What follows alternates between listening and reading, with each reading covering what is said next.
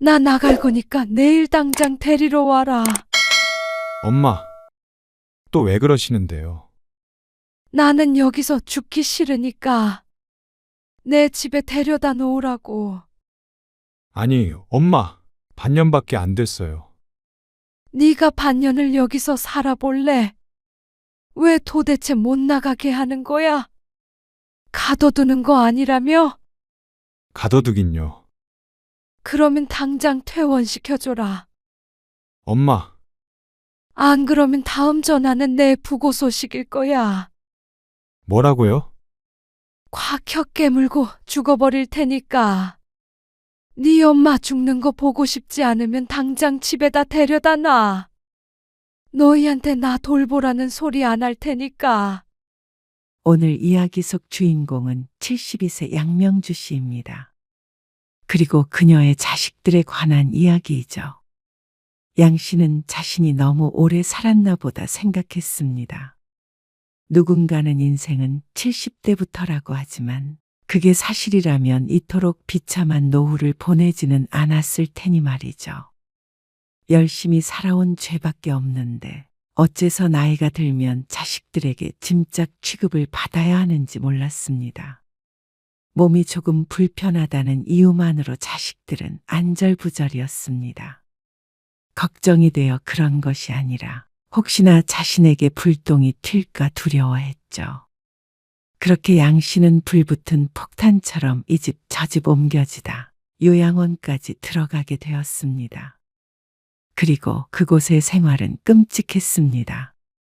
아니, 어쩌면 자식들과 함께 지내는 것보다는 나은 생활일 수도 있었습니다.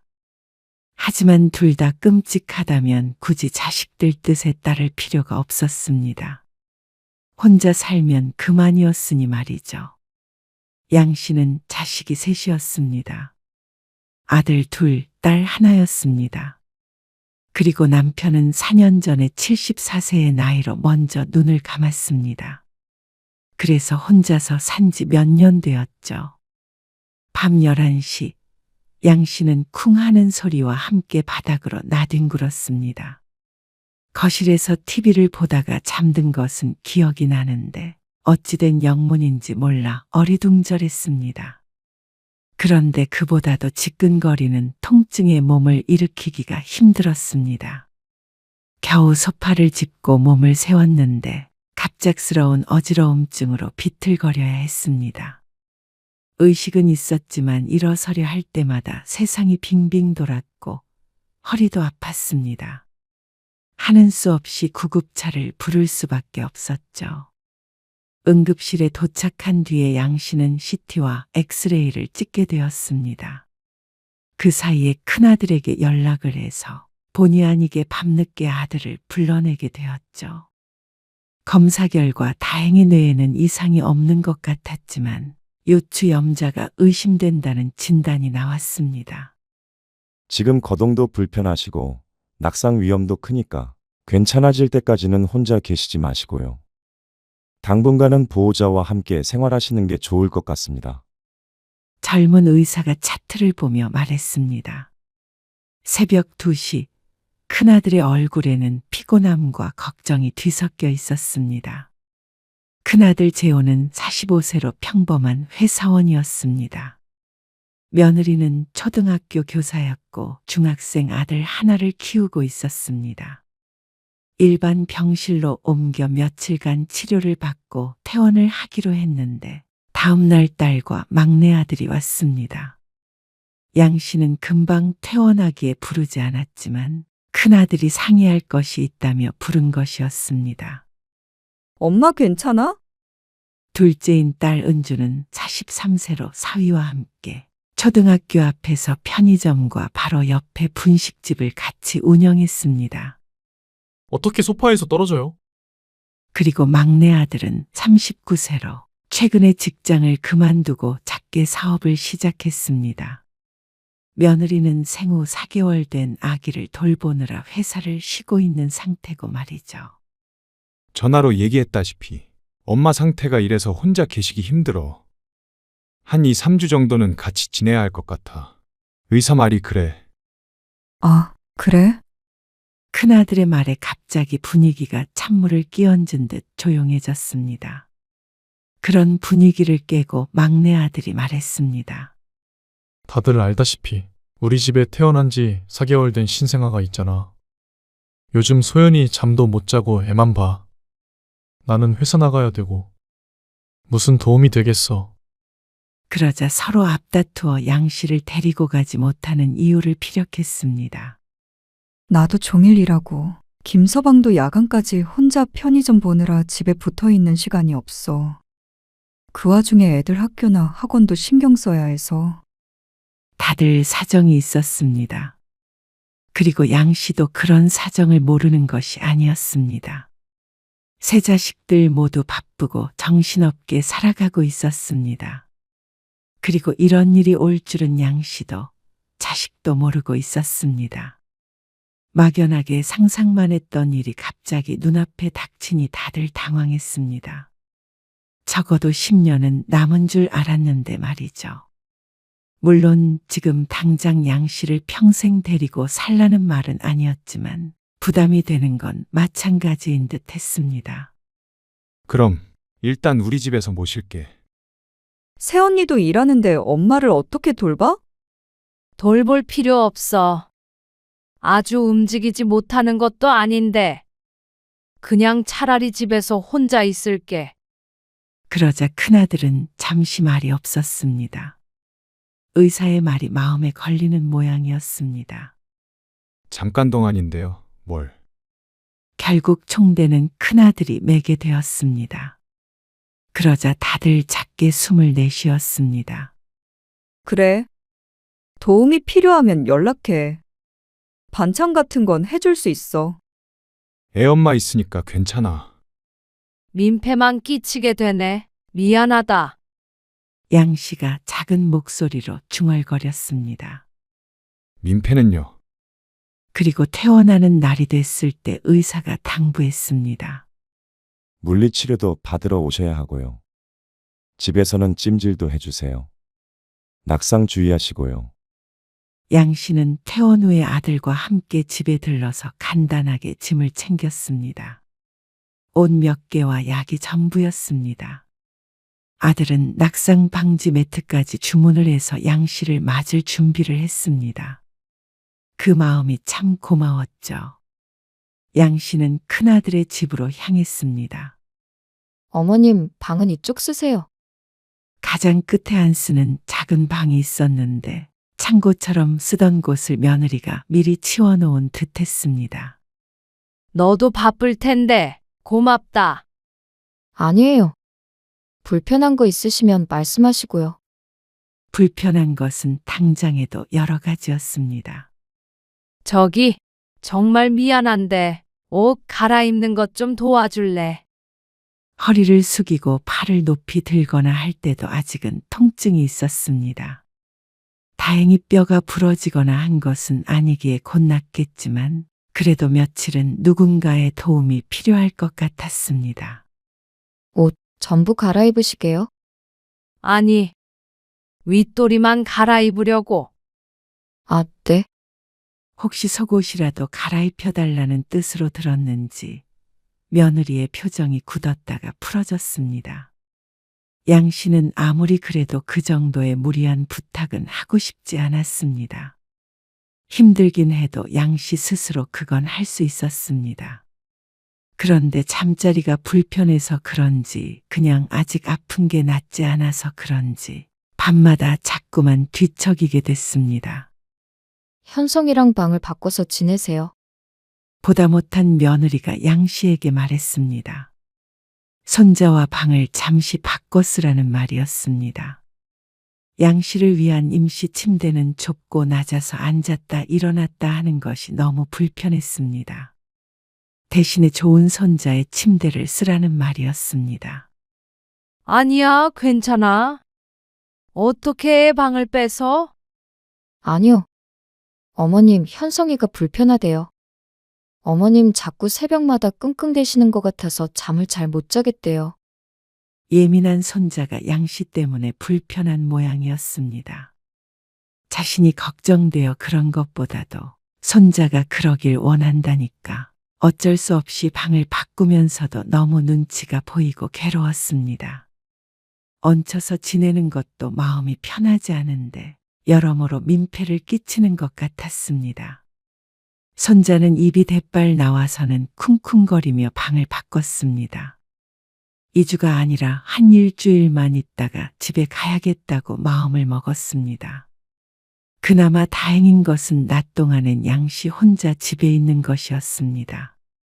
밥을 먹고 화장실 가는 것만 아니면 양씨의 생활 반경은 무척 좁았습니다. 건강을 회복하는 것이 최우선이기 때문에 거의 소파에만 앉아서 TV를 보았습니다. 엄마, 찜질 좀 해드릴게요. 아들이 콘센트에 코드를 꽂으며 말했습니다. 밤마다 아들이 이렇게 방에 와서 챙겨주었습니다. 아들과 며느리는 돌아가면서 양씨를 돌봤습니다. 씻을 때 도와주고 옷을 갈아입혀주고 병원에 갈 때는 동행을 했습니다. 그러니 시간이 지날수록 자꾸만 주눅이 들었습니다. 친절했던 며느리도 일주일이 지나가자 양씨만 보면 한숨을 참는 것이 보였습니다. 어머님, 이틀 뒤에 현성이 중간고사거든요. 현성이 시험 공부는 식탁에서 해요. 아, 그래? 네. 그래서 방에 들어가 계시면 감사할 것 같은데. 며느리의 말에 양씨는 끙 소리를 내며 소파에서 일어났습니다. TV를 끄고 천천히 걸음을 옮겼습니다. 부축해드릴까요?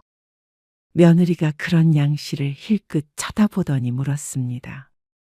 아니야. 이따 씻을 때 말씀하세요. 그래. 며느리가 직접 씻겨주는 것은 아니었고 씻기까지의 준비를 도와주었습니다. 아들이 오늘은 야근을 해서 며느리의 몫이 되었죠. 현성이 치킨 먹고 싶다고 그래서 시켰는데 어머님은 안 드세요? 아, 치킨? 네. 드시겠다고 하시면 방으로 가져다 드리고요. 듣기만 해도 며느리가 번거로울 것 같아서 양씨는 누운 상태 그대로 고개만 가로저었습니다. 아니야. 이만 자려는데 약을 안 먹은 것이 생각났습니다. 아들이나 며느리를 부르면 가져다 주겠지만 양씨는 스스로 자리에서 일어났습니다. 혹시 모를 위험에 대비해서 같이 지내는 것이지 하나하나 수발을 받기 위해서가 아니기 때문에 웬만한 건 혼자서 하려고 노력했습니다. 약 드시게요? 내가 먹을 테니까 치킨 마저 먹어. 양씨가 약봉지에서 약을 꺼내 먹는데 손이 미끄러져 아량 몇 개가 바닥으로 떨어졌습니다. 바로 옆에 있던 며느리가 끙 소리와 함께 허리를 숙여서 하나하나 주었습니다. 얼른 허리를 굽히지 못하는 양씨 때문이었습니다. 그런데 양씨는 바로 옆에서 식탁 밑에서의 며느리의 표정을 슬쩍 보게 되었습니다. 결코 좋아 보이지 않았습니다. 아니, 어찌나 인상을 쓰고 있는지 보는 사람의 간담이 다 서늘했습니다. 그 표정을 본 이후로는 양씨는 아픈 몸을 이끌고 뭐든 혼자 하려고 했습니다. 그런데도 며느리는 양씨의 존재를 견디기 힘든 모양이었습니다. 여보, 어머님 언제까지 여기 계시는 거야? 얼마 안 남았잖아. 아니, 도대체 왜 우리만 어머니를 모셔야 되는 거야? 다들 사정이 있다잖아. 사정 없는 사람이 어디 있어? 나 요즘에 머리도 빠지는 것 같아. 스트레스로. 아침 저녁으로만 좀 도와드리는 건데. 당신이 다 할 것도 아니잖아. 나도 일 때문에 바쁜데. 어머님 아침 저녁 차려드리고 점심에 드실 것 챙기고 찜질해드리고. 진짜 힘들어. 농담 아니야. 알아. 당신 고생하는 거 누가 몰라. 며칠 안 남았다고 하지만 그래서 더욱더 다른 형제들도 도와야 된다고 생각해. 각자 이틀씩만 돌봐드리면 되겠네. 나 혼자 감당 못해. 이 나이에 시어머니 병수발 하게 생겼어? 아이고, 알았어. 내일 은주한테 전화해 볼게. 다들 그러는 거 아니야. 정말. 같은 자식인데 요즘 장남이든 차남이든 그런 게 다 무슨 소용이야? 때가 어느 땐데 참. 원래 이번 주말에 현성이 중간고사 끝난 기념으로 같이 놀러 가기로 했잖아. 그것도 못 가? 알았다 그러네. 은주한테 모시고 가라고 할게. 당신한테도 서운해. 아, 거참. 우연히 아들 며느리의 대화를 듣고는 양 씨는 눈을 질끈 감으며 한숨을 내쉬었습니다. 어쩐지 달갑지 못한 존재라는 건 알고 있었지만 그렇다고 부부끼리 언쟁을 할 정도로 갈등이 있을 거라고는 생각하지 못했습니다. 양 씨도 민폐를 끼치지 않기 위해 나름대로 노력했으니 말이죠. 양 씨는 아들의 대화를 못 들은 척 했습니다. 그리고 이틀 뒤, 양 씨는 아들의 차를 타고 딸의 집으로 가게 되었습니다. 아니, 집으로 데려달라니까 그러네. 아니에요. 은주가 모시고 오라고 했어요. 아니, 의사도 그냥 2주 정도 보호자랑 같이 있으라고 한 거지. 웬만하면 그러다가 또 삐끗하시면 어떡하시려고 그러세요. 아직 완전히 낫지도 않았잖아요. 그리고 딸이 편하긴 하겠죠. 틀린 말은 아니었지만 자꾸만 마음에 걸렸습니다. 아들 며느리가 그렇게 다퉜으면 딸과 사위라고 그러지 말란 법이 없었기 때문이었습니다. 그리고 아니나 다를까 양 씨는 딸의 집에서 더욱 천덕꾸러기 취급을 당해야 했습니다. 딸 은준의 집은 큰아들네보다 훨씬 작은 빌라였습니다. 방은 2개밖에 없었고 그중 하나는 초등학생 손주들이 쓰고 있었습니다. 그러니 양 씨가 쓸만한 방은 없었죠. 양 씨가 도착하자마자 사위의 노골적인 표정에 양 씨는 곧장 돌아서 집을 나가고 싶었습니다. 그리고 양 씨가 온 다음 날 또다시 딸이 막내 아들과 통화를 하는 걸 듣게 되었습니다.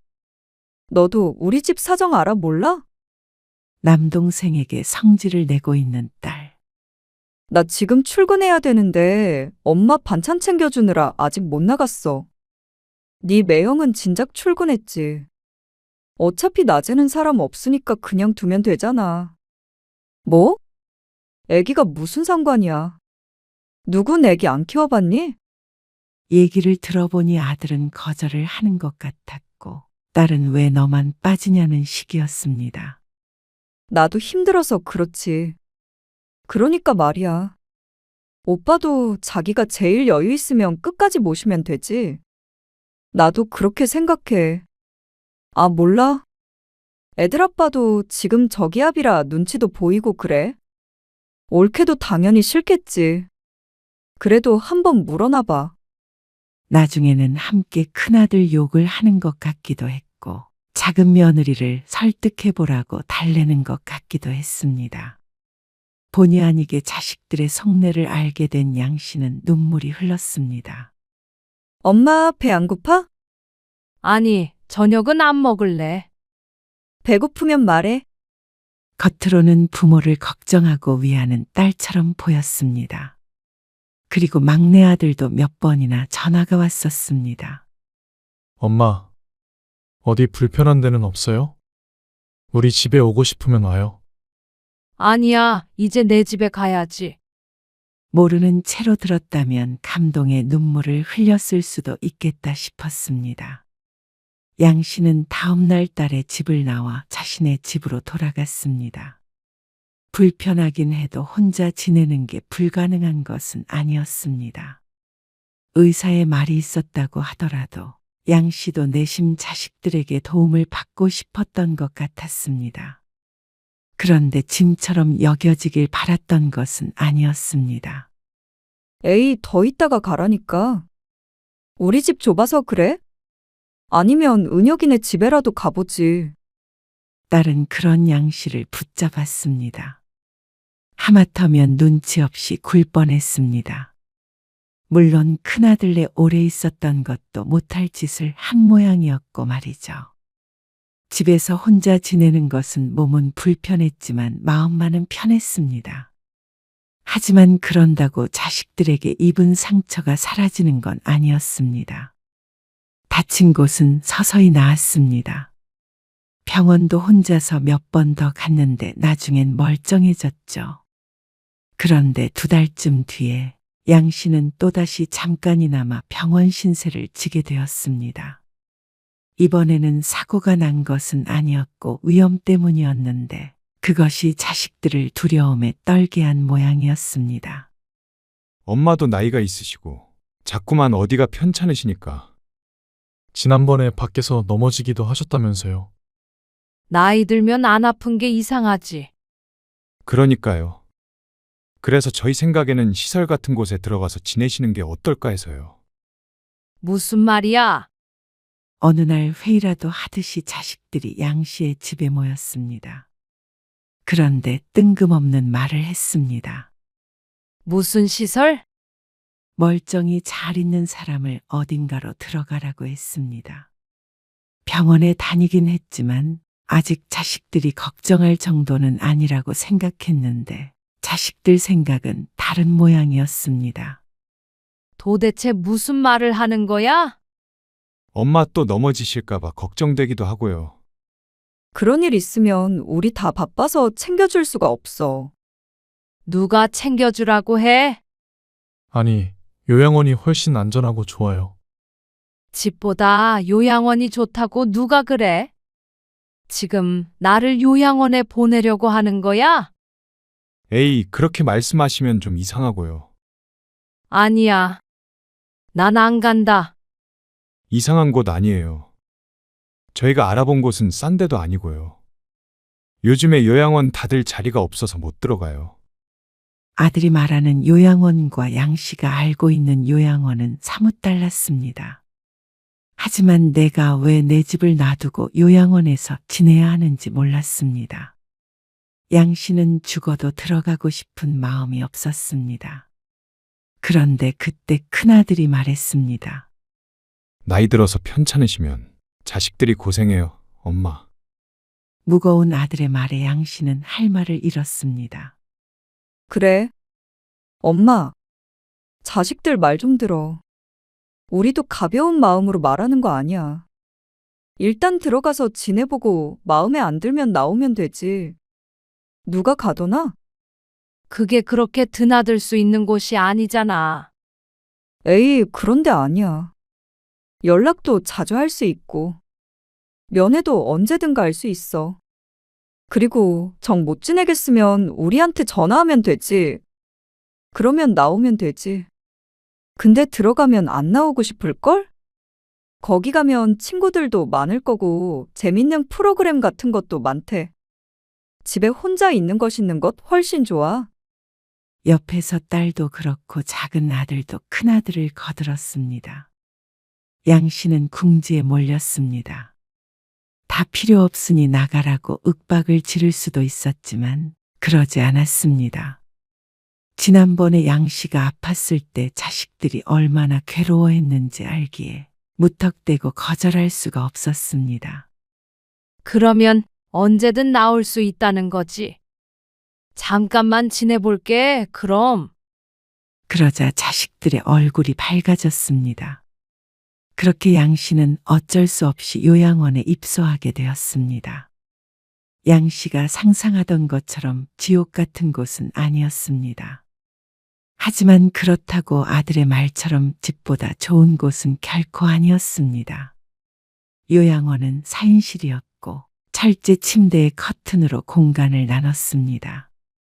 들어가자마자 묘한 냄새가 섞인 공기가 코를 찔렀습니다. 기저귀 갈아야 할 시간이라서요.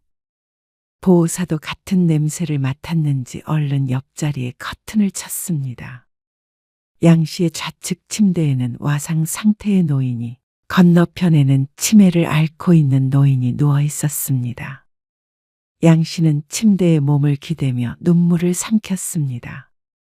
자식들 성화에 오긴 했지만 여전히 적응할 마음이 들지가 않았습니다. 1달이 될지 2달이 될지 모르겠지만 금방 나가야겠다고 생각했습니다. 엄마, 지내던 집 말이에요. 이거는 부동산에 한번 내놔볼까요? 뭐? 부동산에 왜? 아니, 거기 지낼만 하시면 굳이 집을 이렇게 둘 필요도 없고요. 거기 한 달에 꽤 비싸거든요. 그 비용도 충당해야 하니까요. 금방 나갈 수도 있는데 집을 팔면 어떡해? 그리고 비용이 부담되는 거면 나만 나가면 되는 거잖아. 아, 알겠어요.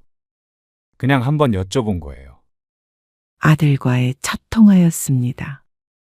그 뒤로도 몇 번이나 집 얘기를 꺼냈지만 양 씨가 단호하게 거절하는 바람에 보름쯤 지나자 집 얘기는 나오지 않았죠. 그런데 양 씨는 첫 보름에 집으로 돌아가고 싶었습니다. 새벽이면 맞은편 치매 노인이 엄마를 찾으며 자꾸만 울부짖는데 양 씨도 악몽을 꿨습니다. 침대 난간을 두드리며 고라니 같은 소리를 내는 노인 때문에 잠을 설치는 날들이 많았죠. 양 씨는 이불을 머리끝까지 덮고 울었습니다. 약속한 대로 집으로 돌아가겠다고 하면 돌아갈 수 있겠지만 그런 것보다도 자식들이 자신을 요양원에 넣었다는 사실이 서러워 울었습니다. 도저히 못 살겠으니 집에 가겠다 하려면 적어도 한두 달은 있어 봐야 할 텐데 그냥 이 공간에 있는 것 자체가 슬펐습니다. 자식들에게 자신의 위치가 바로 이곳인 듯한 기분이 들었습니다. 어르신, 빨리 좀 움직이세요. 다른 분들 기다리고 계시잖아요. 공동생활을 하다 보니 다 같이 이동을 해야 할 때가 많았습니다. 걸음이 느린 양 씨를 담당 보호사는 무척 답답해했습니다. 뉴스에서 보던 것처럼 학대를 한다거나 그러는 것은 보지 못했지만 그렇다고 결코 친절하다고 말할 수는 없었습니다. 어쩌면 당연했습니다. 양 씨가 그동안 보아하니 정확하진 않아도 보호사 한 명이 돌봐야 하는 노인들이 한둘이 아니었습니다. 그러다 보니 말투는 신경질적으로 바뀌게 될 수밖에 없을 것 같았습니다. 그리고 남의 기저귀를 갈고 행패 부리는 걸 제압하고 밥을 먹이고 씻기고 보통 일이 아닌 듯 했습니다. 양 씨는 시간이 흐르면 자신도 그 노인들처럼 될 것 같아 두려웠습니다. 그리고 그게 멀지도 않은 것 같은 것이 자식들의 연락이 점점 뜸해지기 시작했죠. 아들이랑 또 통화 못했나 보네. 저녁에 풀이 죽어있자 옆 침대에 노인이 말을 걸었습니다. 종일 누워서 생활하는 노인이었는데 한 번씩 이렇게 말을 걸었죠. 익숙해져야 해요. 맨날 바쁘다고 그러죠? 먹고 사는 게 바쁘다. 애들이 어쨌다. 그러다가 발길 뚝 끊는 거라고. 노인의 말에 양 씨의 가슴이 덜컥 내려앉았습니다. 정말로 양 씨가 최근 들어 들었던 말이었기 때문이었습니다. 차라리 저 양반처럼 정신줄 놓고 들어오는 게 나아요. 노인이 건너편에 있는 치매 노인을 가리키며 말했습니다. 정신 멀쩡하면 그게 더 고문이지. 그러고선 노인은 눈을 꾹 감았습니다. 조금이라도 더 꿈속에 머무르고 싶은 것 같은 표정이었죠. 양 씨도 그 기분이 어떤 것인지 알 것 같았습니다. 자식들의 전화, 방문을 목이 빠져라 기다리게 될 거라고 생각하지도 못했습니다. 노인은 치매 노인이 오히려 부럽다고 했는데 그러지도 않았습니다. 적어도 치매에 걸린 노인은 같은 병실에 있는 사람들 중에서 가장 자식들이 자주 찾아왔기 때문이었습니다. 얼마 뒤 양 씨에게 자꾸 말을 걸었던 노인은 병실을 바꿨는지 어느 날부턴가 보이지 않았습니다. 그러고 나서 곧바로 또 다른 치매 노인이 들어왔습니다. 그런데 기력이 없는지 늘 누워만 있었고 건너편 치매 노인처럼 소리를 지르지도 행패를 부리지도 않았습니다. 그러다가 우연히 보호사와 직원들이 하는 얘기를 듣게 되었습니다. 김춘자 씨 아들이 어디 유명한 변호사인가? 검사인가? 그렇다고 하더라고. 정말? 근데 왜 안 와? 안 온 지 5년도 넘었대. 돈을 몇 년치를 다 내고 찾아오지도 않는다더라고. 김춘자라면 새로 들어온 치매 환자였습니다. 꼭 죽을 날을 받아놓은 것만 같은 몰골이었죠. 그런데 아들이 변호사라고 하니 놀랐습니다. 아들이 변호사든 회사원이든 나이가 들면 모두 요양원에서 만나게 되나 싶어서 씁쓸하기도 했습니다. 우리 아들이 변호사예요. 그러던 어느 날 정신이 돌아왔는지 희미한 목소리로 김춘자 씨가 말했습니다. 자꾸만 변호사라는 말만 반복해서 했습니다. 그 모습을 보니 양 씨는 더욱 울적했습니다. 자꾸만 이렇게 식사 안 하면 안 돼요. 입맛이 없어서 그래요. 노인네가 정말 까다롭게 구네. 마지막 말은 양 씨의 귀에 겨우 들렸습니다. 자식들 방문이 뜸해지자 보호사도 양 씨에게 소홀해졌습니다. 이런 식으로 혼잣말처럼 기분 나쁜 말을 하기도 했고 도움의 손길은 거칠어졌습니다. 양 씨의 정신이 멀쩡하다는 걸 뻔히 아는데도 함부로 대하기 시작했죠. 바쁘니? 나야 늘 바쁘지.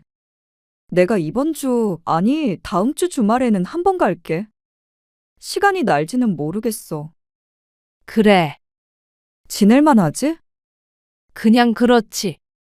나 언제 나간다는 소리는 안 해봤어? 오빠랑? 엄마 나오게? 여기서 지내는 게 싫으면 언제든지 나가도 된다며. 그거야 그렇게 얘기하긴 했지만 어지간하면 그냥 있어. 재밌지 않아? 재미? 여러 활동도 한다고 들었는데 딸에게 한번 들어와서 살아보라고 하고 싶었습니다. 누가 묶어두는 것은 아니지만 꼭 묶여있는 듯한 기분이었습니다. 언제나 행동에 제약이 있었고 정해진 규칙을 벗어날 수가 없었습니다. 감시하는 듯한 눈길이 붙었고 괜히 싫은 소리를 듣기도 했습니다. 이것만으로도 충분히 이곳이 재밌지 않는 이유가 되었습니다. 나 이제 이곳에 충분히 있었잖냐? 그만 나가련다. 벌써요?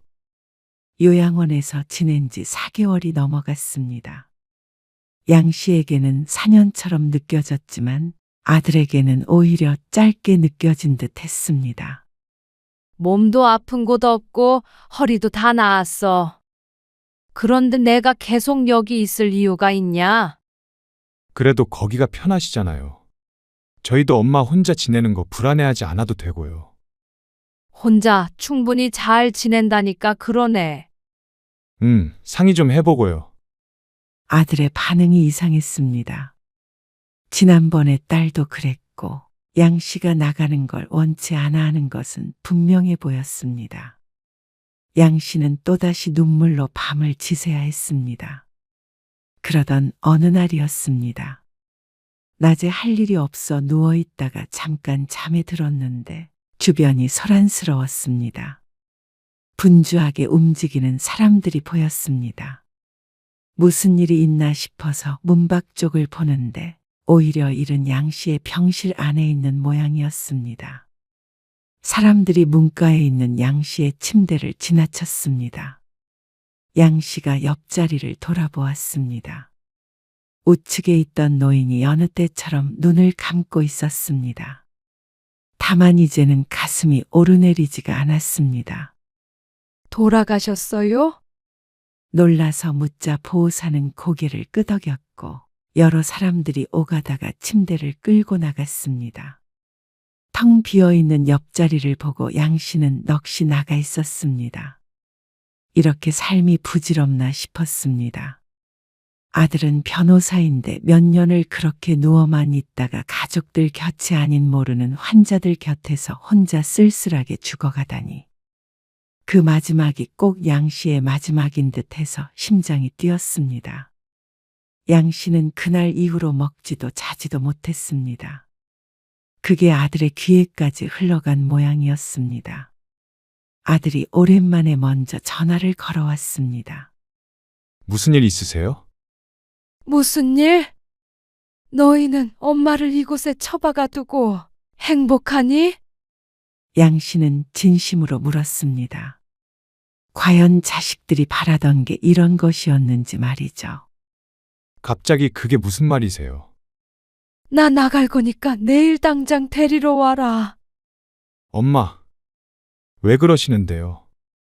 나는 여기서 죽기 싫으니까 내 집에 데려다 놓으라고. 양 씨가 아들에게 화를 냈습니다. 그런데도 아들은 양 씨를 회유하려고 들었습니다. 아니, 엄마, 반년밖에 안 됐어요. 네가 반년을 여기서 살아볼래? 왜 도대체 못 나가게 하는 거야? 가둬두는 거 아니라며? 가둬두긴요. 그러면 당장 퇴원시켜줘라. 엄마, 안 그러면 다음 전화는 내 부고 소식일 거야. 뭐라고요? 확 혀 깨물고 죽어버릴 테니까. 네 엄마 죽는 거 보고 싶지 않으면 당장 집에다 데려다 놔. 너희한테 나 돌보라는 소리 안 할 테니까. 그러자 아들이 한참 말이 없었습니다. 한숨 소리만 여러 번 들려왔습니다. 일단 알겠어요. 일단이 아니라 당장 내보내줘. 알았다고 했잖아요. 그리고 며칠 뒤 현관문을 열자 오랜만에 맡는 집 냄새가 양 씨를 반겼습니다. 아들은 문 앞까지 양 씨를 데려다주고 급한 일이 있다며 돌아갔습니다. 이러나 저러나 상관없었습니다. 집에 혼자 있는 게 오히려 마음이 편했습니다. 꼭 감옥에 수감되어 있다가 출소한 것 같은 기분이 들었습니다.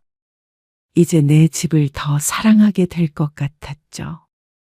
그런데 안방에서 문득 이상한 게 눈에 띄었습니다.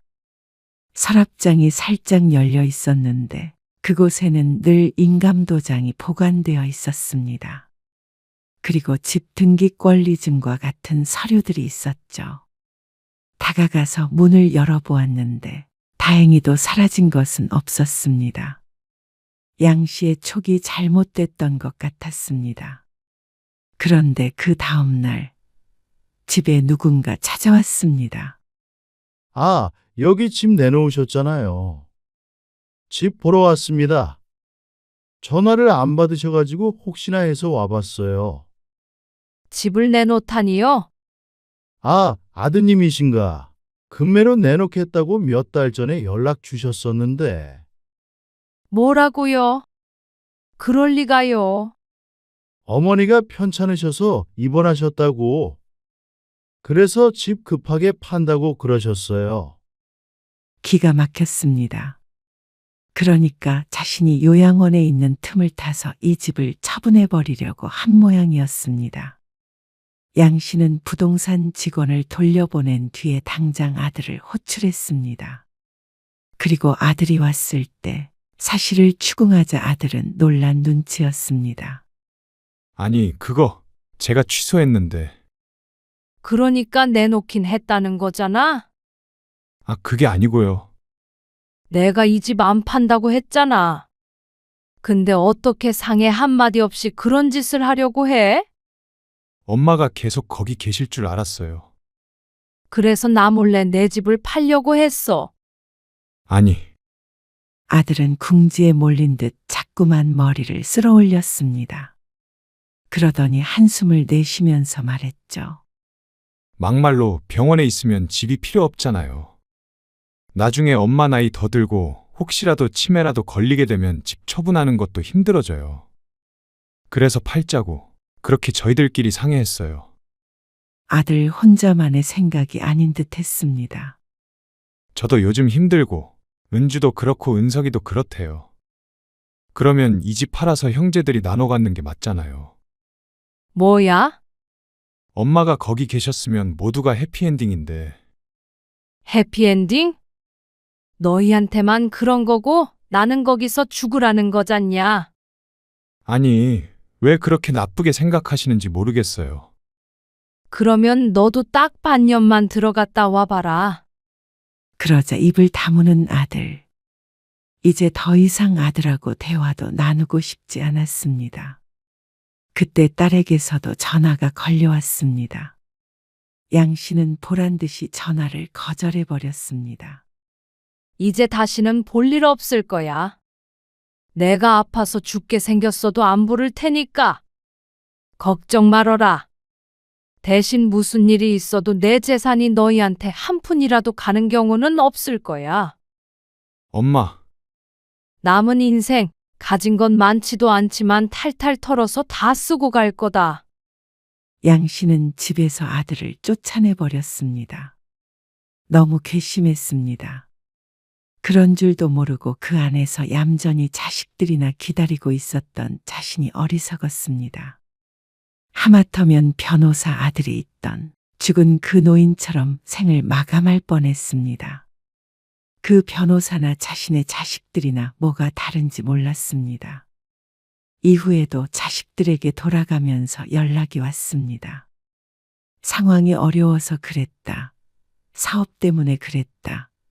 애들 때문에 그랬다. 변명이 많았습니다. 그래서 양 씨는 차라리 전화번호를 바꾸는 것을 택했습니다. 더는 들어볼 필요가 없었습니다. 양 씨는 진정한 의미로 혼자가 되었습니다. 이제는 남편뿐만이 아니라 자식들도 없다고 생각하고 살아가기로 했습니다. 죽을 때까지 자식 없이 사는 게 요양원에서 생을 마감하는 것보다 덜 끔찍할 것 같았습니다. 한참 있다가 아들이 찾아왔습니다. 여전히 양 씨에게 바라는 게 있어 보였습니다. 그래서 양 씨는 집을 내놓게 되었습니다. 자식들이 찾을 수 없는 곳으로 떠나버리고 싶었습니다. 지난번에 찾아왔던 그 부동산이 또다시 찾아왔습니다. 금방 나갈 거예요. 전에 계약하겠다는 분 계셨는데 전화해 보니까 아직 이사를 안 하셨더라고요. 네, 최대한 빨리 팔아주세요. 양 씨는 한 달 뒤 살던 집을 떠났습니다. 보금자리야 딴 곳에 만들면 그만이었습니다. 부모를 짐짝 취급해 요양원에 넣고 집을 가로채려고 했던 자식들과는 이제 더 이상 안 보고 사는 게 맞았습니다. 양 씨는 더 이상 외롭지 않았습니다.